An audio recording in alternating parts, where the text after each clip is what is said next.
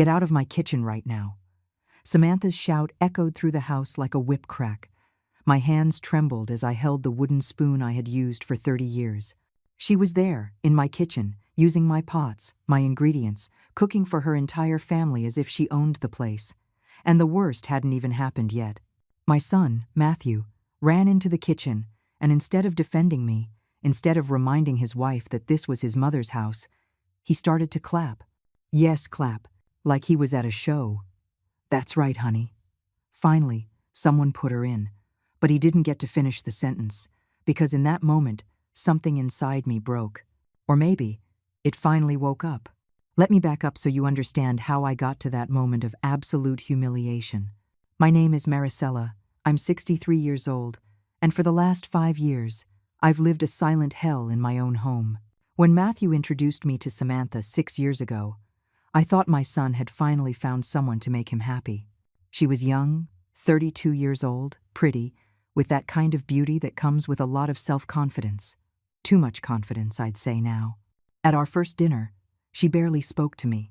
She only talked to Matthew, constantly touching his arm, laughing loudly at his jokes that weren't even funny, ignoring me as if I were part of the furniture.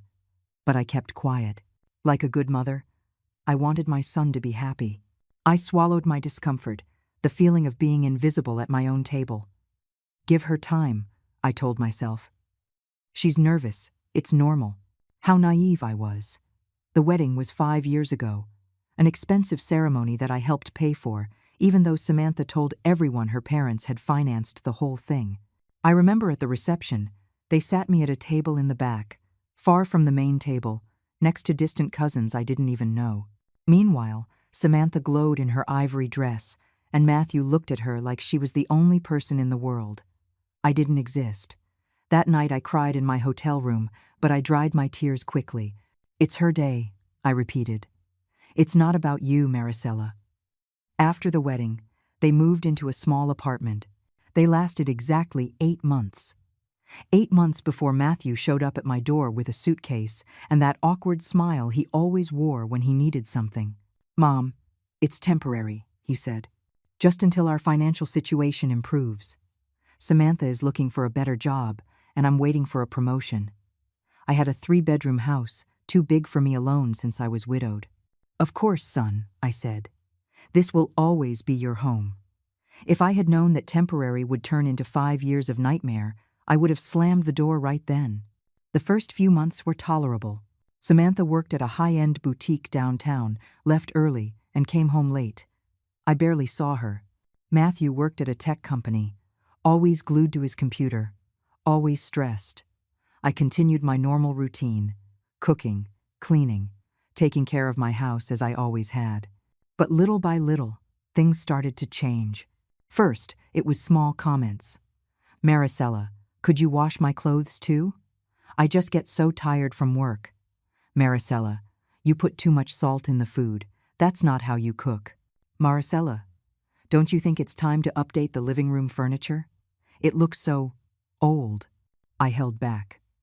I bit my tongue and held back because I didn't want to start conflicts. Because I loved my son and wanted his marriage to work. Because I had been taught that a good mother always sacrifices, always gives in, always puts her family first. But Samantha wasn't my family, even if she carried my late husband's last name. Samantha was a stranger who, every day, made me feel more like a stranger in my own home. 6 months after moving in, she quit her job at the boutique. "I'm exhausted," she told Matthew. "I need a break." That break has now lasted 4.5 years. 4.5 years of watching her lying on my sofa, watching television, while I cleaned around her as if I were a maid. And Matthew, my son, the boy I raised alone after his father died in that accident when he was only 12 years old, just supported her in everything. "Mom, Samantha is going through a tough time," he'd tell me.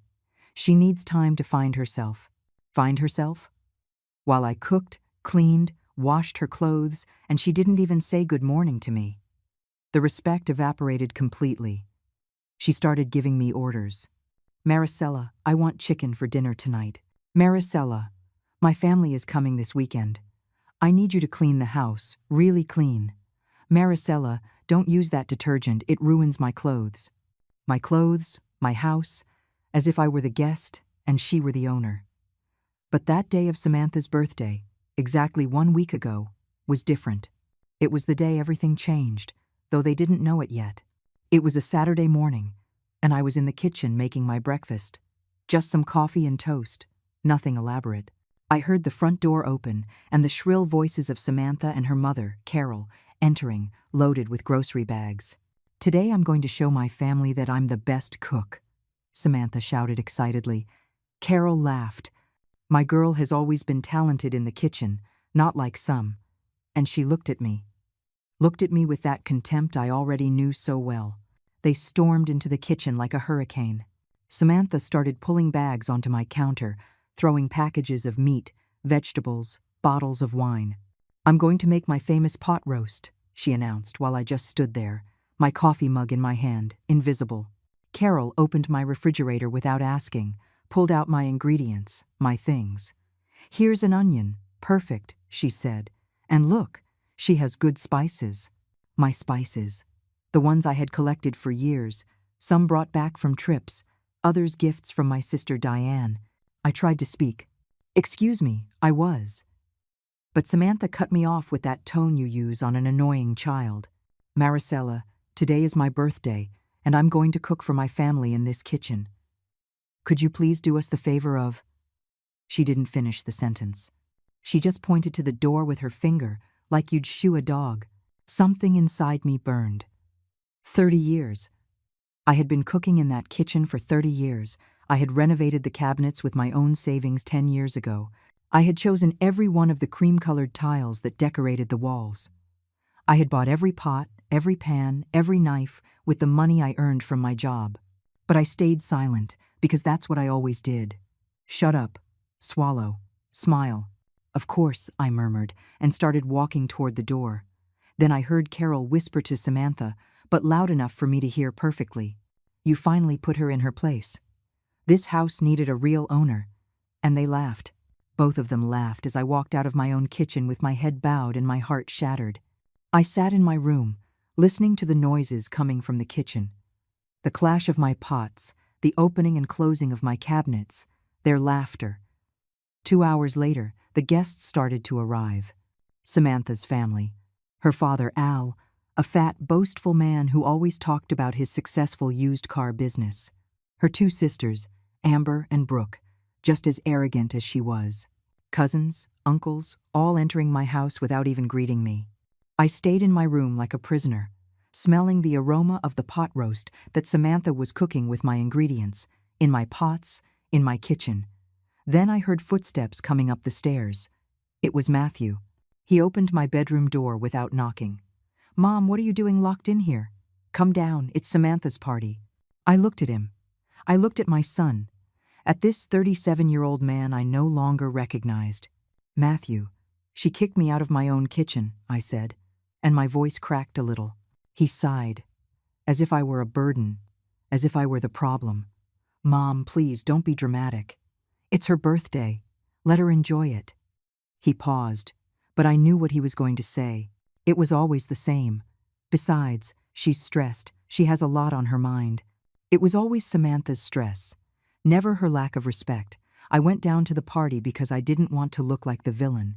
I put on a gray dress I had saved, something simple but presentable, and I went downstairs with a forced smile. The living room was full of people. My living room, with my furniture, my photographs on the walls, but I was a stranger. No one greeted me. No one. I stood by the entryway like a ghost, watching everyone laugh and talk. Samantha was in the center, telling some story while everyone listened, mesmerized. Matthew was beside her, his arm around her waist, looking at her with adoration. And I, his mother, was invisible. Then Samantha announced that the food was ready. Everyone moved toward the dining room. I followed, hoping to find a place to sit. But when I got there, all the chairs were taken. All of them. I just stood there, feeling the blood rush to my cheeks in shame. Al looked at me and let out a laugh. "Looks like there's no room for you. Maricela, why don't you eat in the kitchen? After all, you spend all your time there anyway." Laughter. Everyone laughed. And Matthew said nothing. My son said absolutely nothing. But then something happened that changed everything. I turned to leave, to hide in my room and cry out my humiliation in private, when my phone buzzed. It was a message. I pulled it out of my dress pocket and read it quickly. It was from Gregory, my accountant. Maricela, urgent. I need to talk to you about the house documents. I found something you need to know. Matthew tried to refinance your property using fake documents. Call me. My blood ran cold. Did it end here? No. This was just the beginning. I read the message 3 times to make sure I understood. Matthew, my son, had tried to refinance my house using fake documents. My house. The house I bought 25 years ago with my own money, with my own effort, sweat, and tears. The house that was in my name. Only my name. Because after my husband died, I learned never to depend on anyone. My hands were shaking so much I almost dropped the phone. I looked toward the dining room where everyone was still laughing and eating, oblivious to the bomb that had just exploded in my hands. Matthew was pouring wine for the guests, with that charming smile he always had, the same smile he used as a kid when he broke something and tried to convince me it wasn't his fault. I went up to my room without anyone noticing my absence. Why would they notice? I was invisible in my own home. I locked the door and called Gregory immediately. He answered on the second ring. Maricela, thanks for calling back so quickly. His voice was serious, worried. Gregory had been my late husband's accountant and then became my personal accountant. He was a 60-year-old man, honest, meticulous, someone I trusted completely. Gregory, what's going on? I asked, though a part of me already knew the answer. I already knew that my son, the boy I had raised alone, had betrayed me. 2 weeks ago, I got a call from the bank, Gregory began. They were asking about some documents that I had supposedly certified for a refinancing of your property. Documents I had never seen in my life. Someone forged my signature and submitted papers where you supposedly gave Matthew power of attorney over the house. I felt the air leave my lungs. Fortunately, Gregory continued, the bank got suspicious because the amounts didn't add up, and they contacted me to verify. I stopped everything immediately and opened an investigation. Maricela, the documents have Matthew's signature all over them. He tried to put the house in his name to take out a loan for $150,000. $150,000. My house was worth about $400,000. Matthew had tried to encumber my property for more than a third of its value without my knowledge, using fake documents, committing fraud. How could he do this? I whispered, though the question was rhetorical. I knew how. Samantha. That woman had changed him. She had turned him into someone I no longer recognized. There's more, Gregory said, his tone turning even graver. I did a little digging and found out that Matthew and Samantha have debts of almost $200,000. Credit cards, personal loans, a luxury car they can't afford. They are on the verge of bankruptcy. It was all starting to make sense. Samantha's comments about renovating the house. The looks Matthew and she exchanged when they thought I wasn't watching.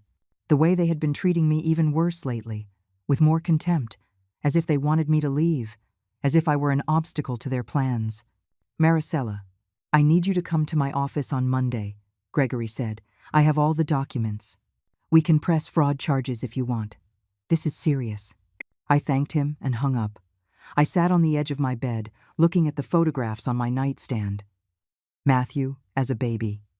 Matthew at his graduation, Matthew on his wedding day, smiling next to Samantha. When did I lose my son? That night, after all the guests left, and the house was a disaster of dirty plates and empty bottles, I heard Matthew and Samantha talking in their room.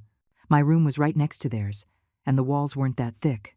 It wasn't that I wanted to listen. I just heard. I don't understand why the bank rejected the loan, Samantha said, her voice frustrated. Those documents were perfect. Your friend Rick said there wouldn't be a problem. Rick? Another name to add to my list of traitors. Rick had been Matthew's friend since high school. Now he worked in some shady financial consulting business. Someone at the bank must have gotten suspicious, Matthew replied. But don't worry, we'll find another way. We need that money, Matthew, Samantha insisted. The collectors aren't going to wait any longer. If we don't pay soon, they're going to sue us.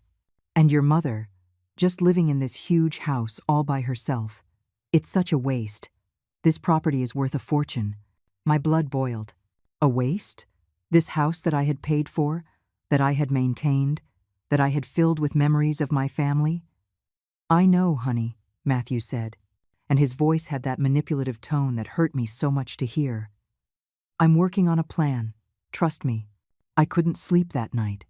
I stayed awake, staring at the ceiling, thinking about everything I had heard, about the betrayal of my own son. But something strange happened in those hours of darkness and silence. Instead of just feeling pain, I started to feel something else. Something I hadn't felt in a long time. Rage. But not a blind, destructive rage. It was a cold, calculated rage, one that made me think clearly for the first time in years. They didn't know who I really was. Matthew only knew the Maricela who cooked, cleaned, and sacrificed. The self-sacrificing mother who always gave in. But there was another Maricela he had never met. A Maricela who had quietly built something great. Sunday morning. I came downstairs early.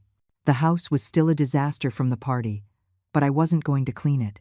For the first time in 5 years, I left everything exactly as it was. The dirty dishes in the sink, the empty bottles in the living room, the crumbs on the floor. I made my coffee and sat in the living room to think. Matthew came down around 11, yawning, expecting to find the house clean as always. He stopped short when he saw the mess. "Mom, aren't you going to clean this?" he asked, with that tone he used when giving me orders disguised as questions. I looked him straight in the eye. "No," I said simply. "It was Samantha's party. She can clean it." His expression changed. Surprise, then annoyance. "Mom, don't start with your drama. You know Samantha is tired." I got up and walked to the kitchen without answering. I could feel his confused gaze on my back. That was the first of many small changes I implemented. I stopped cooking for them. I stopped washing their clothes. When Samantha asked me for something, I simply told her I was busy. I didn't yell. I didn't complain. I just refused. And that unnerved them more than any confrontation. They were used to me giving in, to me obeying. My silent rebellion made them nervous. On Monday, I went to Gregory's office. He showed me all the documents. There was the forged signature, the papers where Matthew tried to pass himself off as the owner of my property. "I have contacts at the bank," Gregory told me. "They are willing to testify if you decide to take legal action." I looked at the papers for a long time. My son. My only son. "Not yet," I said finally. "I want to see how far they're willing to go, but I need you to protect my properties. All of them." Gregory nodded. "It's already done. I've put alerts on everything. They can't touch anything without me knowing immediately." Properties, plural, because that was something Matthew and Samantha never knew. For the last 30 years, while I played the part of a simple homemaker, I had built a silent empire. But that story would come later. For now, I needed to watch, wait, and see just how far my son was willing to betray me for money and for that woman who had turned him into a stranger. I returned home that afternoon with my head held high and a plan forming in my mind.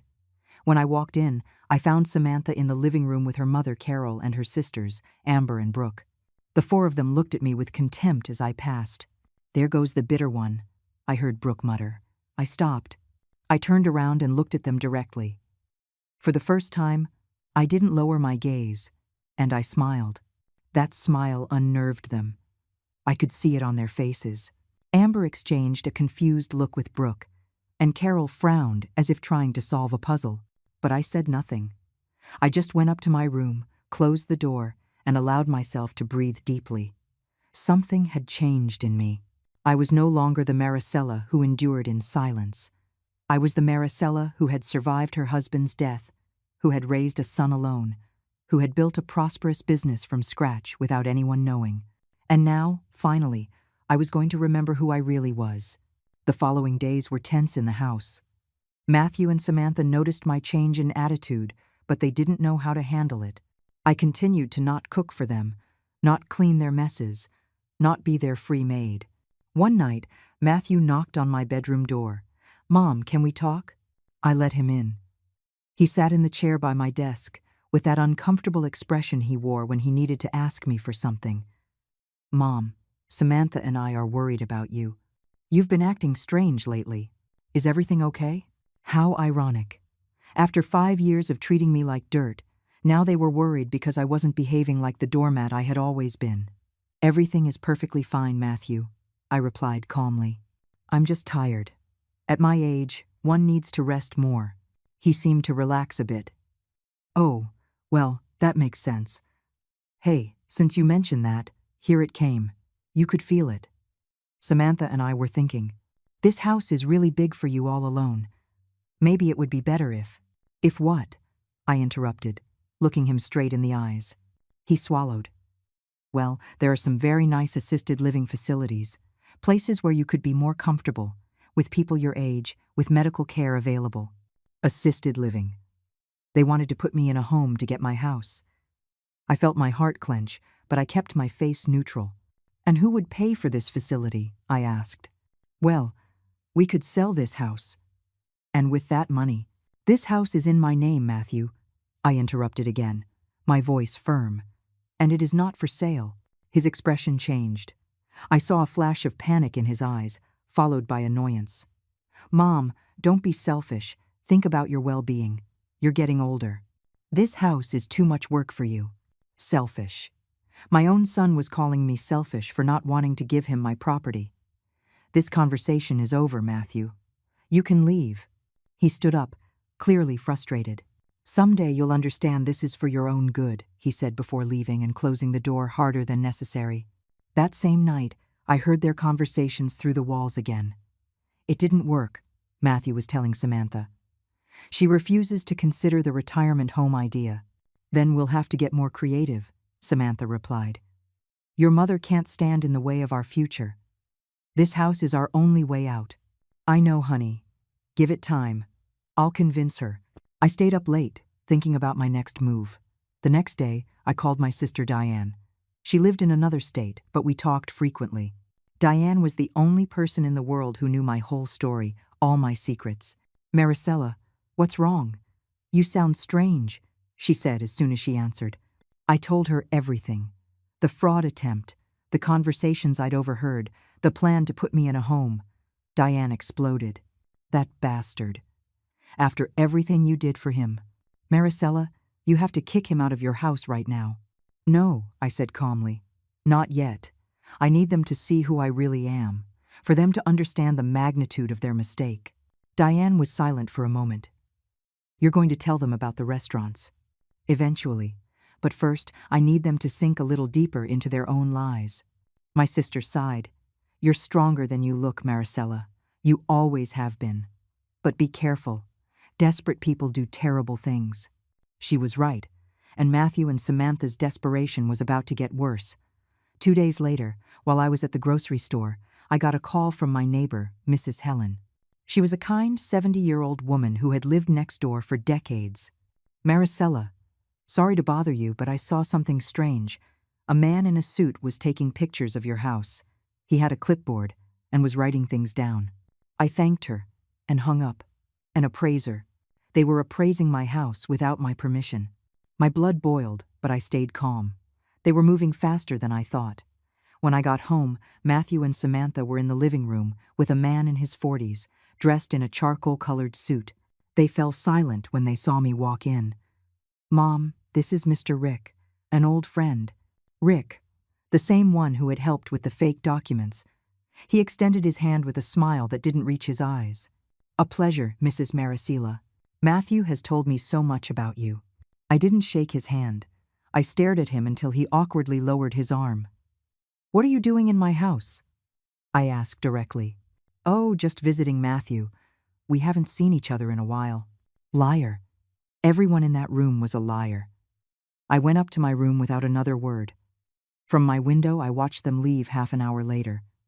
Rick was patting Matthew on the back, talking animatedly. That night, I went down to the kitchen for a glass of water and found papers on the dining room table. They had left them there, probably by accident. They were documents from a real estate office. An appraisal of my house, $410,000, and attached a draft of a sales contract, my house. They were planning to sell my house. The document was dated for the following month. They had already chosen the day they planned to strip me of my home. I took pictures of all the papers with my phone and left them exactly where they were. The next day I sent them to Gregory. He called me immediately. "Maricela, this is evidence of conspiracy to commit fraud. With this and the previous documents, we can." "Not yet, Gregory," I interrupted. "Let it continue. I want them to feel safe, to think they're going to get away with it." "Are you sure? This is very serious." "Completely sure. Just make sure they can't do anything official without me knowing." Gregory reluctantly agreed. He trusted me, even if he didn't fully understand my plan. The next few days, Matthew and Samantha were unusually nice to me. Fake smiles, questions about my health, small gestures of concern. It was obvious what they were doing. They were softening me up, preparing me for the final blow. One afternoon, Samantha even tried to cook for me. "Marisla, I made soup. Do you want some?" I looked at her from my chair in the living room. "No, thank you. I already ate." Her smile tightened, but she held it. "Well, if you change your mind, it's on the stove." How thoughtful. The same woman who had kicked me out of my kitchen was now offering me soup. The same one planning to steal my house was now playing the part of the caring daughter-in-law. That night, Matthew knocked on my door again. He came in with that serious expression he put on when he wanted to seem mature and responsible. "Mom, Samantha and I have been talking a lot about your situation." "My situation?" As if I were a problem that needed to be solved. "We want what's best for you. And honestly, we think it would be best if you considered selling this house. It's too big, too expensive to maintain for one person. You could move into somewhere smaller, more manageable, and keep the money from the sale for your retirement." How generous of them to worry about my retirement. "And where would you two live?" I asked, though I knew the answer perfectly well. "Well, we could find our own place, with our share of the money." "Ah, of course, your share. From my house. How much would your share be exactly, Matthew?" He shifted uncomfortably in his seat. "Well, the house is worth around $400,000. We thought it would be fair to split it equally. $133,000 for each of us. For each of us. Him, Samantha, and me. They wanted to steal 2/3 of my property's value." My son looked at me, waiting for an answer, with that face like he was doing me a favor, and I, for the first time in a long time, smiled genuinely, because I finally understood that the son I had raised no longer existed. And that truth, though painful, liberated me.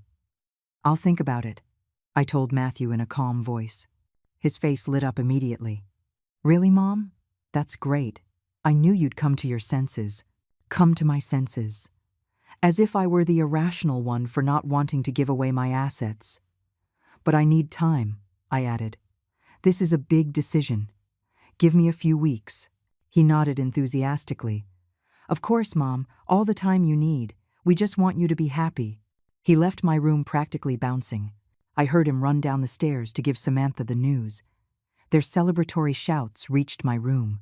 They were celebrating my supposed defeat. Poor fools. They had no idea what was coming. The next morning, while Matthew was at work and Samantha was sleeping in as usual, I left the house early. I drove to the other side of the city, to an area Matthew never visited. I parked in front of a modern 3-story building with an elegant sign that read, "The Hearthside Grill, Corporate Headquarters." My heart beat strongly as I walked in.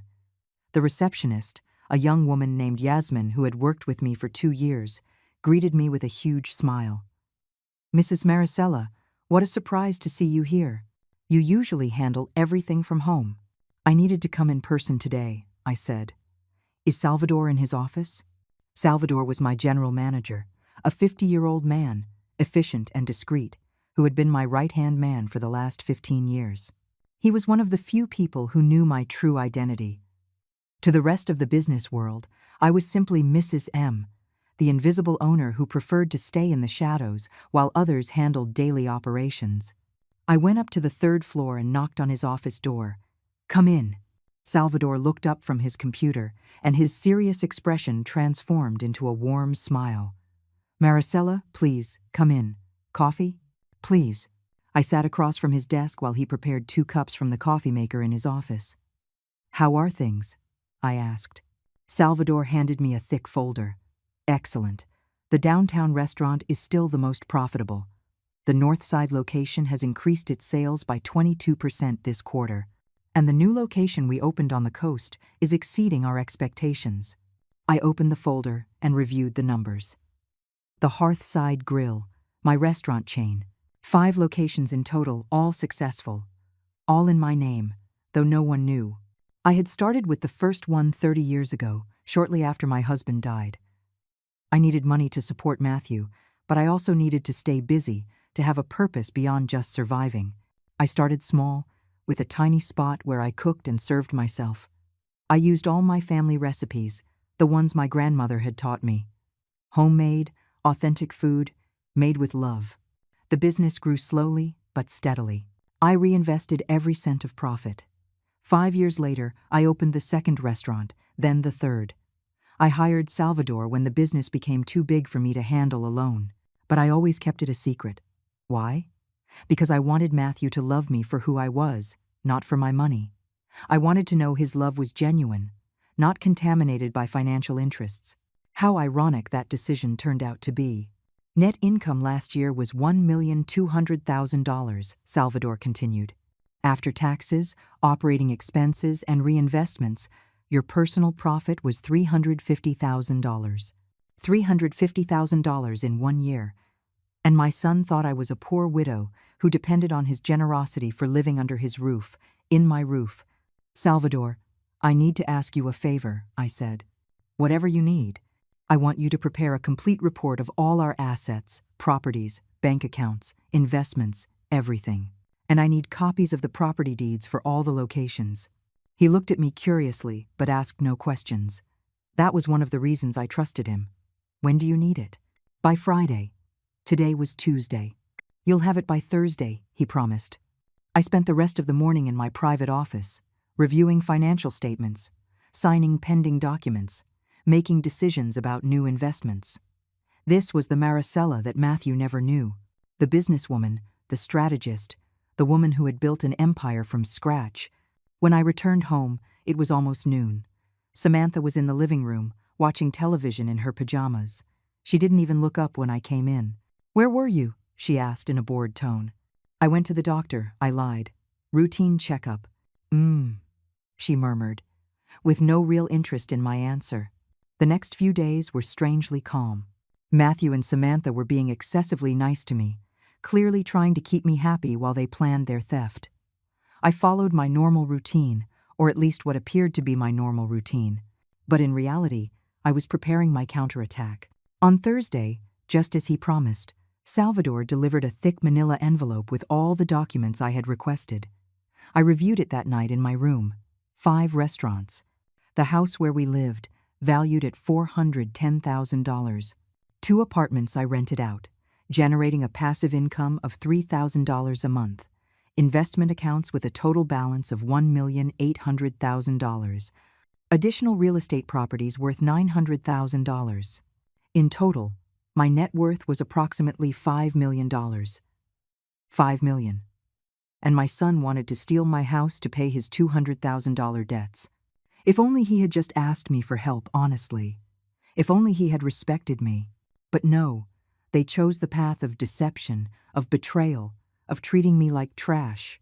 On Friday afternoon, while I was putting all the documents in my personal safe, I heard raised voices downstairs. I went down the stairs and found Samantha arguing on the phone. "No, Dad, I already told you. We're going to get the money soon.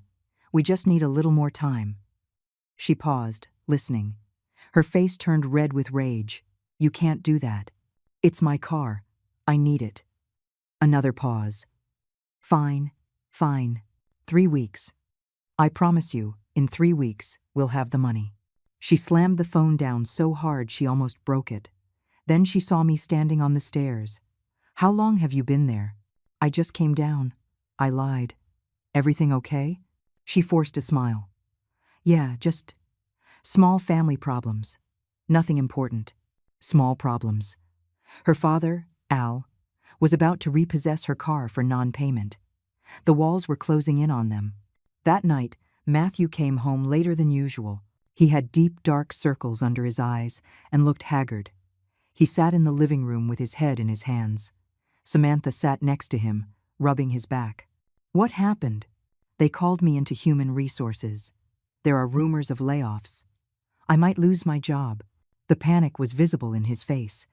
They were drowning in their own mistakes, in their own greed. Part of me, the part that was still a mother, wanted to help them, wanted to tell them everything would be okay, that I had the resources to save them. But another part, the part that had been humiliated, despised, and betrayed, wanted them to learn their lesson the hard way.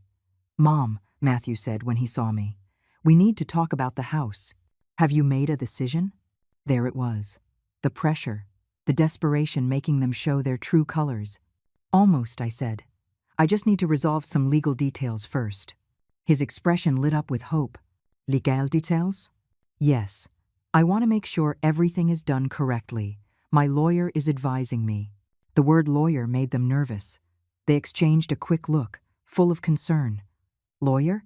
Why do you need a lawyer?" Samantha asked, trying to sound casual but failing miserably. "To protect my interests," I answered simply. "And yours too, of course." I left them there, processing that information, wondering what exactly I knew. I went up to my room with a smile on my lips. The game was reaching its critical point. Soon, very soon, they were going to find out who I really was, and that discovery was going to shatter their little world of lies. I looked out the window at the dark street. The storm was about to hit, and I was going to be the thunder that woke them from their illusion. The following Monday, I received an unexpected call. It was Al, Samantha's father. "Mrs. Maricela, sorry to bother you. Could we talk for a moment?" His voice was unusually serious. "Of course, Al." "What is it about?" There was a long pause. "I'd prefer to talk in person.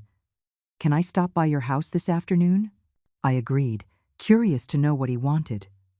At 3 p.m, Al knocked on my door. I had him come into the living room. Matthew and Samantha weren't there. They had gone out to do who knows what. Al sat on the sofa, uncomfortable, fidgeting with his hands. "Mrs. Maricela, I'm going to be direct. My daughter and your son owe me money. A lot of money. I lent them $50,000 2 years ago for a down payment on a luxury car they couldn't afford. $50,000. Just on the car. And now they come to me every month with excuses. It's work, it's expenses, it's this and that, but they never have the money." He looked at me intently. "Samantha mentioned that you are considering selling this house. She asked me to talk to you, to convince you that it's a good idea." There it was. They had sent him as an emissary, thinking Samantha's father would have more influence on me than they did. "And what would you gain from that, Al?" He looked down, ashamed. "My daughter promised me that if you sell the house, she would pay me what she owes. With interest. Interest. What a lovely family. Al, this house is mine. Not Matthew's. Mine. And it is not for sale." His expression changed from hopeful to frustrated. "Mrs. Maricela, be reasonable. You're an older woman, alone. You don't need this whole house. Think about your son, about his future. My future or your future?" I stood up. "This conversation is over. You can leave." Al stood up, angry. "You're making a mistake. Matthew and Samantha will find a way to get that money, with or without your help." "Threats, Al. Are you threatening me in my own home?"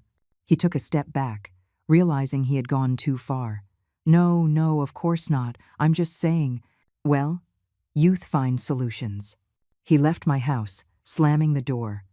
I immediately called Gregory. I told him about Al's visit. "Maricela, this is escalating. I think you should consider taking legal action now." "Not yet. But I want you to put extra surveillance on all my properties. And I want security cameras installed in this house by tomorrow." "Cámaras?" "Yes. If they're going to try something, I want video proof." Gregory sighed, but agreed. The next day, while Matthew and Samantha were out, a technical team installed discrete cameras throughout the house. Living room, kitchen, hallways. places where they could capture conversations and actions without being obvious. The technician showed me how to access the recordings from my phone. Any movement will be recorded, ma'am. That night, Matthew came home accompanied by Rick. I watched them from my room through the camera app. They sat in the living room, talking in low voices. I turned up the volume on my phone. I already spoke to my contact at the county recorder's office, Rick was saying. We can forge a power of attorney. With that and your ID, we could sell the house without her knowing until it's too late. My blood froze. Are you sure it will work? Matthew asked. It worked last time until that damn accountant stuck his nose in it. But this time we'll be more careful. We'll use a different notary, in another state. Matthew was silent for a moment. I don't know, Rick. She's my mother. For a second, I felt a flash of hope. Maybe there was something left of the son I raised. But then Rick spoke. Your mother has controlled you your whole life. It's time for you to take what's yours. That house should be yours anyway. You're right, Matthew said finally. Let's do it. How much time do you need? Give me 2 weeks. But I need $10,000 up front for the bribes. $10,000. Matthew nodded. I'll get it. They shook hands. I had just witnessed my son agree to steal my house for the second time. This time, there was video evidence. This time, there would be no escape for him. I saved the recording and sent it to Gregory immediately with a message. It's enough. Prepare everything. The next few days were the hardest of my life. I had to keep acting normal, as if I knew nothing, while they planned my destruction. Matthew even brought me flowers one day. To brighten your day, Mom. Flowers bought with money he probably took from a credit card he couldn't pay. Samantha cooked dinner one night, calling me to the table with a sweet smile. I thought it would be nice to have dinner together as a family. Family. That word had lost all meaning in this house. I ate in silence while they chatted animatedly, playing the part of the perfect family. But I knew the truth. I always knew. On Friday afternoon, Gregory called me. It's all set. I interviewed 3 notaries and found the one Rick was going to use. They paid him $5,000 up front to forge the documents. I have his full statement. He's cooperating with the authorities in exchange for immunity. Perfect. Maricela, are you sure you want to do this? Once we take this step, there's no going back. I looked around my room, at the photographs of Matthew as a child, at the memories of a life that no longer existed. I'm sure, but I don't want them to go to jail. He's still my son. Then what do you want to do? I smiled. I want them to learn a lesson they will never forget. And I have the perfect plan. The plan was simple but devastating. Al was hosting a big family dinner the following Saturday. Samantha had mentioned it casually, saying her father wanted to get the whole family together to celebrate. Celebrate what? She didn't say, but I knew. They were going to announce the supposed sale of my house, to brag about their victory before it even happened. They were going to humiliate me one last time in front of everyone. But that night was going to be very different from what they planned. That night, I was going to reveal who I really was. And their world of lies was going to collapse like a house of cards. Gregory, I need you to come to that dinner, I told him, and bring all the documents, all of them. Saturday arrived faster than I expected. I woke up early, with a knot in my stomach that was a mix of nerves and anticipation. Today was the day everything would change. I showered calmly. I got dressed in an elegant wine-colored suit I had bought especially for this occasion. I did my makeup carefully. I styled my hair back in a sophisticated bun. When I looked in the mirror, I saw Maricela the businesswoman, not the submissive Maricela they knew. I saw the woman who had built an empire in silence. And that woman was not afraid. I came downstairs around 4 in the afternoon. Matthew and Samantha were already ready. He was in a suit that was a bit too tight. She in an emerald green dress she had probably bought with a maxed-out credit card. They both fell silent when they saw me. Mom, you look different, Matthew said, unable to hide his surprise. Thank you, son. I thought a special occasion deserved a special effort. Samantha looked me up and down suspiciously. Why so elegant? It's just a family dinner. Every dinner is important when shared with loved ones, I replied with a smile that didn't reach my eyes. The car ride was tense. Matthew drove while Samantha checked her phone constantly. I sat in the back, looking out the window, mentally preparing for what was to come. Al's house was in a pretentious neighborhood, with big houses of cheap construction, all facade, just like its owner. When we arrived, there were several cars parked outside. The whole family was there. We went inside, and the noise of conversations greeted us. Al was in the center of the living room, talking loudly as always, surrounded by his children. Carol, Samantha's mother, was in the kitchen overseeing the food. Amber and Brooke, Samantha's sisters, were sitting on the sofa, dressed like they were going to a gala. No one greeted me when I came in. A few curious glances, a couple of murmurs, but no genuine greeting. I was invisible again. Perfect. The less they noticed me, the better the surprise. I sat in a chair in the corner of the living room, observing. Matthew and Samantha immediately joined the group, laughing and talking, fitting perfectly into that atmosphere of superficiality. An hour later, Al announced that dinner was ready. We all moved to the dining room. The table was set with white tablecloths and dishes that tried to look expensive but clearly weren't. I sat at the end of the table, in the corner, away from everyone. Again, invisible. Dinner began with the usual noise of cutlery and overlapping conversations. Al told exaggerated stories about his business, bragging about sales that probably never happened. His children laughed at the appropriate moments, feeding his ego. Then, when everyone was on their main course, Al stood up and tapped his glass with a knife. "Family, I want to make an important announcement." The dining room fell silent. All eyes turned to him. "As you know, my dear daughter Samantha and her husband Matthew have been going through some tough times financially. A few murmurs of sympathy, but I'm proud to say they've finally found a solution." He looked directly at me with a triumphant smile. "Matthew has decided to sell his mother's house. A very mature and responsible decision. With that money, they'll be able to pay off their debts and start a new life." Applause. The entire family clapped, as if they had just announced something wonderful. Matthew stood up, taking Samantha's hand. "Thank you all for your support, and I want to especially thank my mother for being so understanding and generous."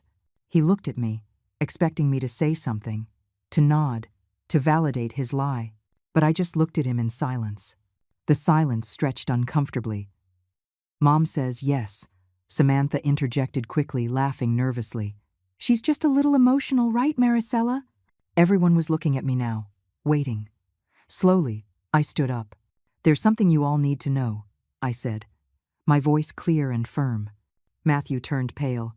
"Mom, you don't need to."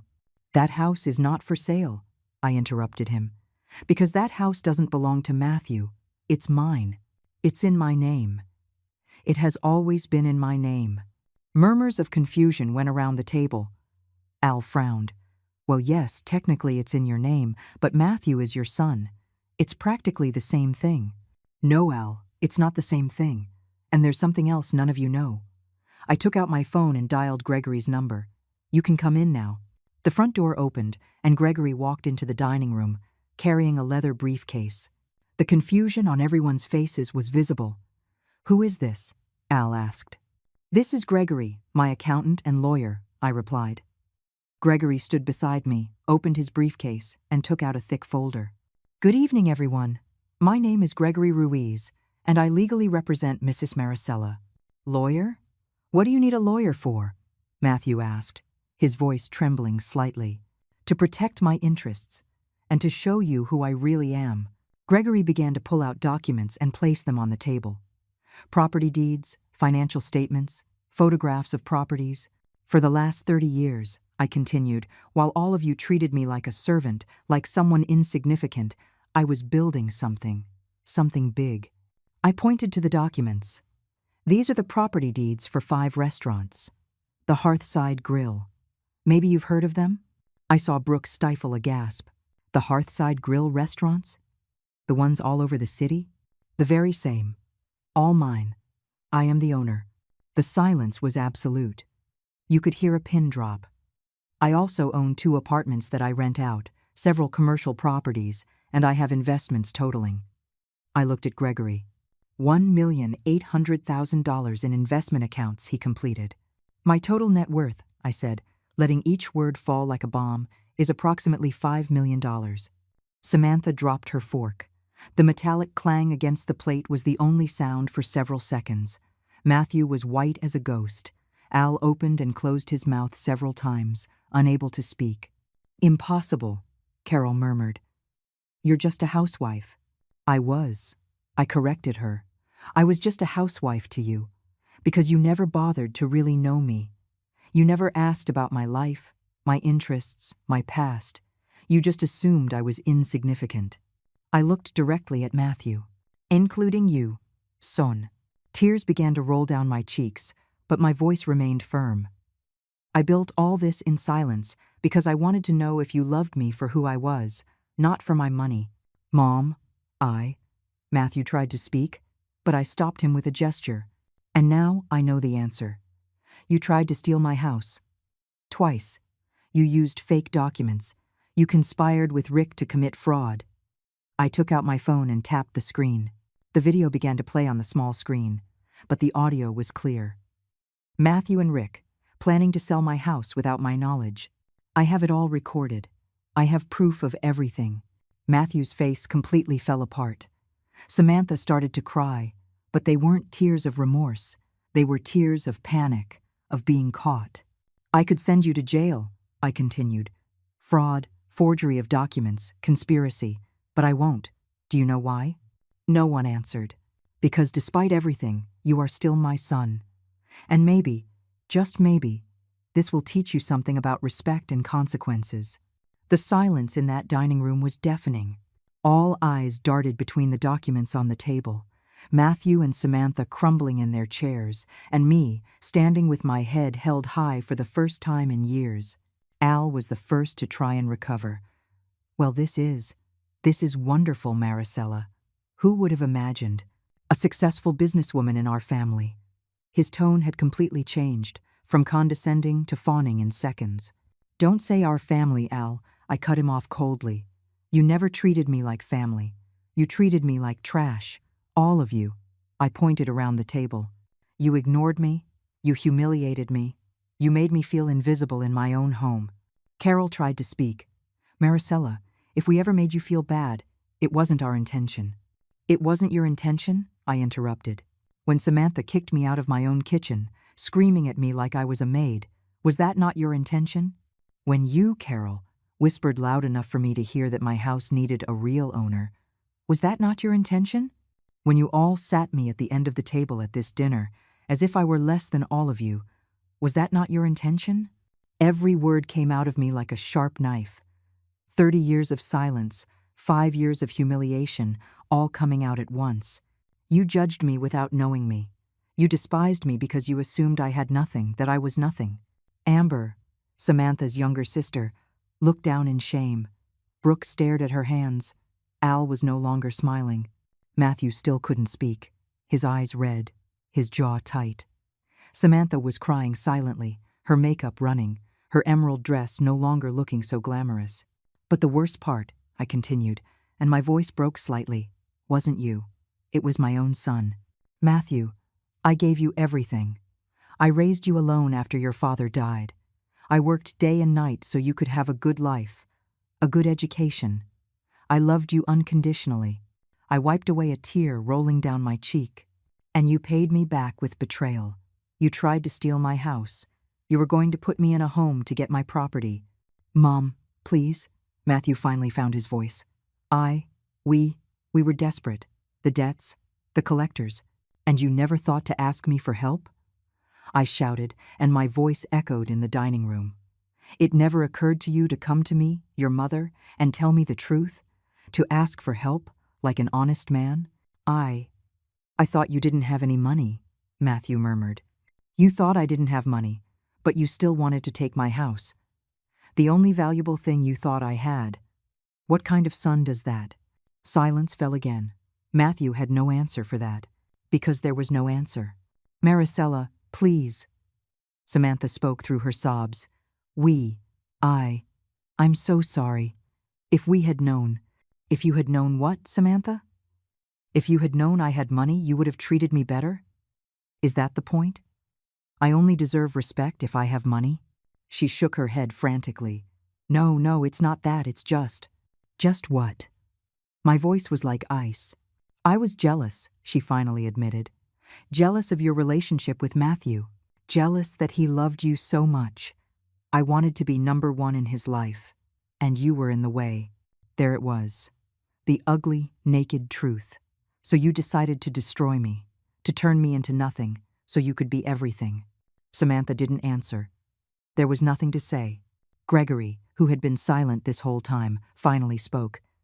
Mrs. Maricela, would you like me to proceed with legal action? Everyone at the table tensed. Matthew's eyes, red and swollen, flew to mine. He looked like a terrified child. All my rage, all my pain, coalesced into one moment of decision. I looked at the man who was my son, the boy I had raised, now broken and exposed. Mom, he whispered, a single word, a plea. I'll do anything. Please. What about my life, Matthew? I asked, my voice softer now but heavier. What about the 5 years I lost being treated like trash in my own home? What about my dignity, my peace, my happiness? I sat back down, emotionally exhausted. I'm not going to send you to jail, I said finally. But there are conditions. I saw the relief flood his face. First, you and Samantha will move out of my house. You have 2 weeks. 2 weeks? Where will we go? Samantha asked. That is your problem, not mine.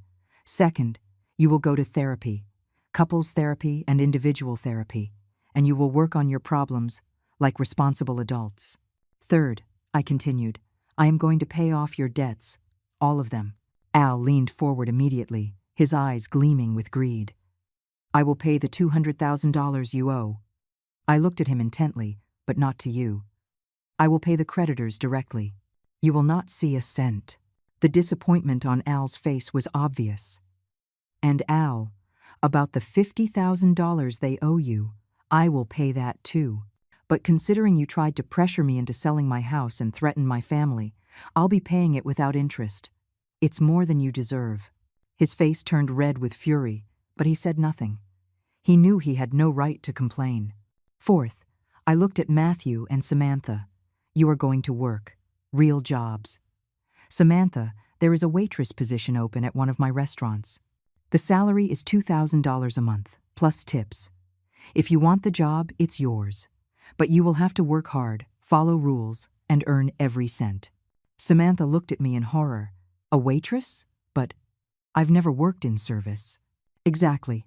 It's time you learned what honest work is. To serve others, to earn a living with dignity. And Matthew, I continued, you will continue at your current job, but every month, you will report your expenses to me. We are going to make a budget together. With Gregory supervising, you are going to learn to live within your means, to be financially responsible. Fifth and final, my voice softened.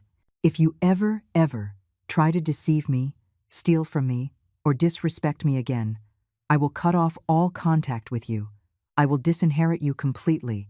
There will be no second chances. Matthew nodded vigorously. Yes, Mom. Whatever you say, I promise. Promises mean nothing, Matthew. You've broken enough of them. It's actions that matter now. I stood up. Gregory collected the documents and put them back in his briefcase. This dinner is over for me. Gregory will take me home. I walked toward the door, but before leaving, I turned around one last time. One more thing.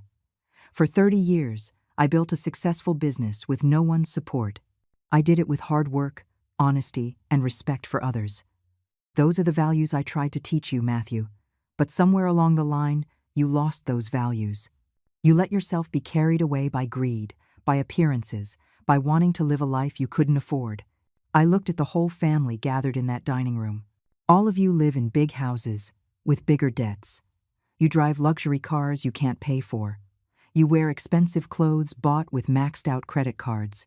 It's all a facade. It's all a lie. I lived in the same modest house for 25 years. I drove the same car for 15 years. I wore simple clothes. But I built real wealth, not appearances. And I did it with dignity, without stepping on anyone, without stealing, without lying. My voice broke again. I hope this lesson teaches you something. I hope you learn that respect isn't bought with money. It's earned with actions. And that family isn't just who shares your blood, but who treats you with love and dignity. I walked out of that house with Gregory behind me. The cool night air hit my face, and I finally let the tears flow freely. I cried for the son I had lost, for the years of humiliation, for the family I never really had. But I also cried with relief, because I had finally spoken my truth. I had finally defended myself, and even though it hurt, I knew I had done the right thing. In the car, Gregory drove in silence for several minutes. "You did the right thing, Maricela," he said finally. "I know," I replied, looking out the window at the lighted city, "but it still hurts." "True love always hurts," he said, "but self-respect hurts less than constant betrayal." He was right. For the first time in years, I felt free. The next 2 weeks were strange and painful. Matthew and Samantha moved into a small apartment on the other side of town, a modest place they were able to rent with the money I lent them for the deposit. It wasn't luxurious. It didn't have the comfort Samantha was used to, but it was honest. It was a start. The day they left my house, Matthew hugged me at the door. "I'm sorry, Mom," he whispered. "I'm so sorry for everything." I just nodded, unable to speak past the lump in my throat. Watching him leave with his suitcases, with that weight of shame on his shoulders, broke my heart, but I knew it was necessary. Sometimes, true love means letting people face the consequences of their actions. Samantha started working at my downtown restaurant. Salvador, my manager, reported to me weekly on her performance. At first, she complained about everything, he told me. Her shoes hurt, the hours were too long, the customers were rude. But she's slowly improving. Yesterday, I saw her help a coworker who was behind on her tables without anyone asking. That gave me hope. Maybe, just maybe, there was still some humanity left in her. Matthew continued at his tech job. At the end of every month, he sent me a detailed report of his expenses, as we had agreed.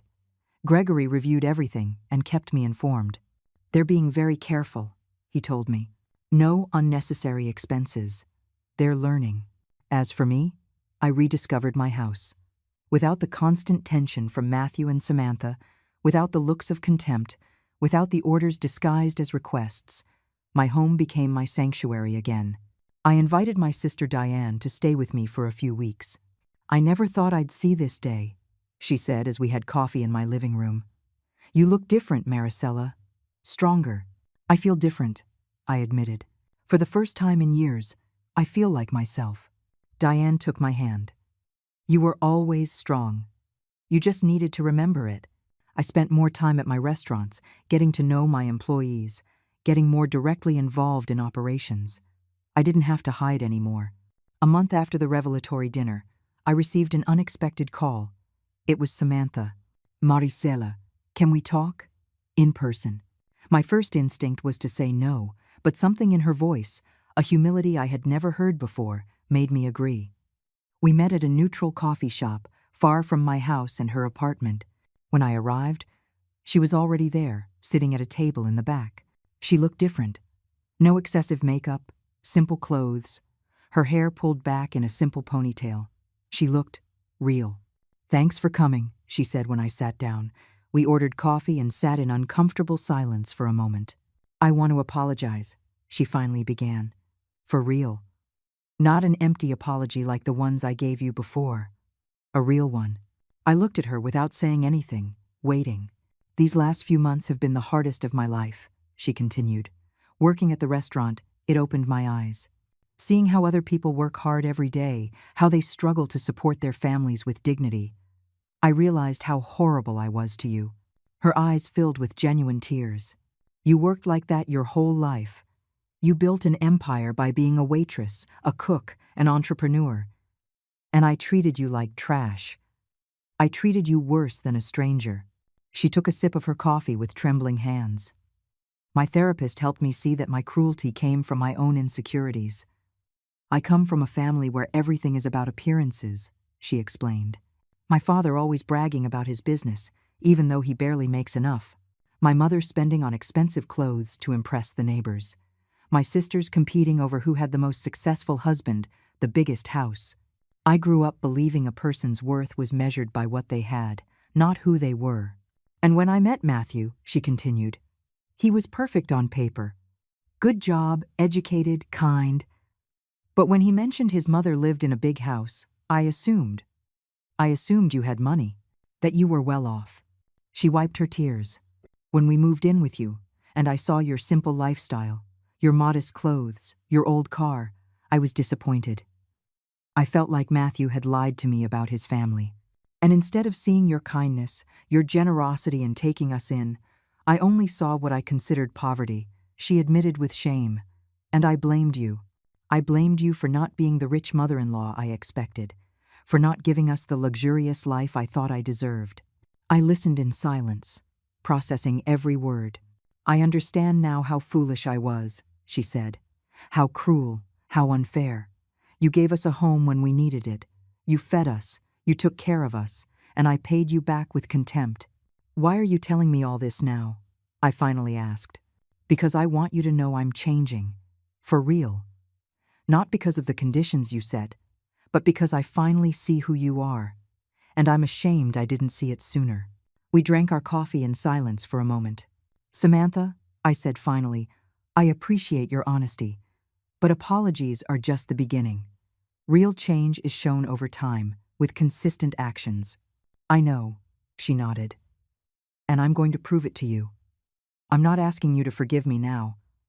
I just wanted you to know that I'm sorry, and that I'm going to be better. We said goodbye at the door of the coffee shop. There were no hugs, no exaggerated promises, just a silent understanding that maybe, with a lot of time and effort, we could build something new, something based on mutual respect instead of lies and appearances. I drove home with mixed feelings. Part of me wanted to believe that Samantha had really changed. Another part remained cautious, protecting my heart from more disappointment. That night, as I prepared for bed in my quiet but peaceful house, I reflected on everything that had happened. I had lost the illusion of the perfect family I always wanted. But I had gained something more valuable: my dignity, my voice, my power. I was no longer the invisible Maricela who endured in silence. I was the Maricela who had built an empire, the Maricela who defended herself, the Maricela who knew her worth. And that Maricela was stronger than ever. I looked at the photographs on my nightstand. Matthew as a child, smiling without malice, without the corruption that would come later. I touched the photo tenderly. I still love you, son, I whispered. But now, I love myself too, and that changes everything. 6 months passed since that scene that changed everything. 6 months of healing, of rebuilding, of learning. My life had taken a completely different course than I imagined. I no longer hid behind the facade of a simple homemaker. I now visited my restaurants openly, made important decisions, met with investors. The real Maricela had come out of the shadows and had no intention of hiding again. Matthew and Samantha were still in their modest apartment. He continued at his job, and she, surprisingly, had been promoted to shift supervisor at my restaurant. Salvador reported to me that she was one of his most dedicated employees. She's changed completely, he told me. She arrives early, stays late when needed, treats everyone with respect. It's a remarkable transformation. Therapy was helping them. Matthew called me every week, not to ask for money or favors, but just to talk. Real conversations about his life, his fears, his lessons. Mom, my therapist helped me see that I never really grew up, he told me in one of those calls. I always expected others to solve my problems. First you, then I thought Samantha and her family, then easy money. I never faced my responsibilities as an adult man. Hearing him admit that gave me hope. I'm proud of you for recognizing that, son, I told him. The first step to changing is accepting the truth about yourself. I failed you, Mom, his voice broke. I failed in everything you taught me. Yes, you failed, I replied honestly. But failure isn't permanent unless you give up. You're not giving up. You're working on being better. That's what matters. One afternoon, I received an unexpected invitation. It was from Al. He asked me to come to his house, that he needed to talk to me. I hesitated a lot before accepting, but curiosity won. When I arrived, I found a very different scene from that disastrous dinner. The house was still the same, but there was something different about the atmosphere. Al greeted me at the door, alone, without his usual arrogance. "Maricela, thank you for coming. I know I don't deserve your time." He had me come into the living room. No one else was there. "Where's your family?" I asked. "I asked for privacy. This is just between you and me." We sat down, and he sighed deeply. "I want to apologize. Not just for what happened at that dinner, but for years of treating you poorly, of looking down on you, of being a hypocrite. This was unexpected. After that night," he continued, "when everyone saw your success, your dignity, your strength, I was left thinking. I thought about the man I am, and I didn't like what I saw." He rubbed his face with his hands. "My whole life I've lived pretending to be more than I am. My business barely makes a living, but I brag like I'm a millionaire. I've put my family in debt to keep up appearances. I taught my daughters the wrong values. And when I saw that you, who I treated as inferior, were 10 times more successful than me, not just in money, but in character, I was ashamed," he admitted. "I was deeply ashamed." "Why are you telling me this?" I asked. "Because I want to change. I'm selling the luxury car I can't afford. I'm cutting back on unnecessary expenses. I want to teach my family what really matters before it's too late. And I wanted you to know that your example, your dignity in the midst of it all, inspired me to be better." We talked for an hour. It was a real conversation, without pretense, without masks. When I left, I felt that maybe, just maybe, something good had come from all this pain. My 64th birthday arrived without my expecting it. I hadn't made any special plans. I thought I'd spend it quietly at home. But in the mid-afternoon, the doorbell rang. I opened the door, and there were Matthew and Samantha, holding a pink box. "Happy birthday, Mom," Matthew said with a shy smile. I let them in, confused but curious. "We made this for you," Samantha said, opening the box. It was a homemade cake, clearly made with effort, though not perfect. We made it ourselves. "Well, Samantha did. I helped a little, but I almost ruined it," Matthew laughed nervously. "It was a simple cake, decorated clumsily but with obvious love." "We know this doesn't make up for anything," Samantha said, "but we wanted to show you that we're trying, that we're learning." We ate cake together in my living room. The conversation was awkward at first, but gradually became more natural. We talked about simple things, their jobs, their therapy, their small daily achievements. For the first time in years, I felt like I was really with my son, not a stranger bearing his name. When they left that night, Matthew hugged me at the door. "One day I hope to completely earn back your trust, Mom. I know it will take years, but I'm going to work on it every day." "You're already on the right path," I told him. "Just keep going." I watched them leave in their old car, the one they had bought with their own honestly earned money. It was no longer the luxury car they couldn't afford. It was a modest car, but it was theirs, a symbol of their new life. That night, alone in my house, I reflected on the whole journey. I had lost the illusion of the perfect family, but I had gained something more real. I had learned that true love sometimes means setting hard boundaries. That respect isn't begged for, it's demanded. That your worth doesn't depend on how others treat you, but on how you treat yourself. I thought about all the women who, like me, endure in silence, who let themselves be stepped on to keep the peace, who hide who they really are for fear of rejection. And I wanted to tell them that there is another way, a path where you can be strong and loving at the same time, where you can forgive without forgetting, where you can give second chances without being naive. My story didn't have the fairy tale ending I expected when I was young. Matthew didn't turn out to be the perfect son. Samantha wasn't the loving daughter-in-law.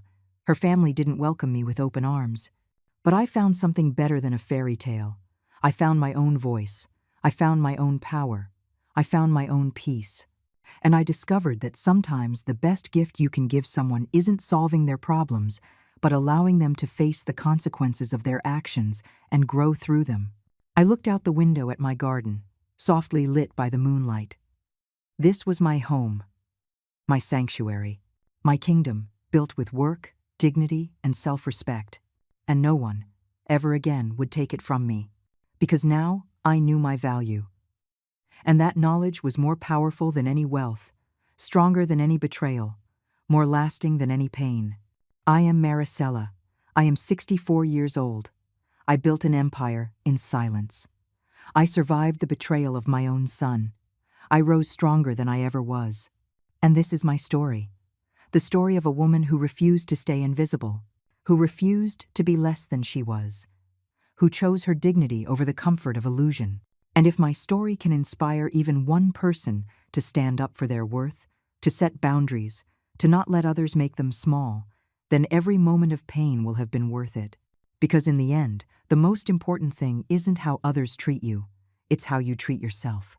And I, finally, learned to treat myself with the respect and love I always deserved.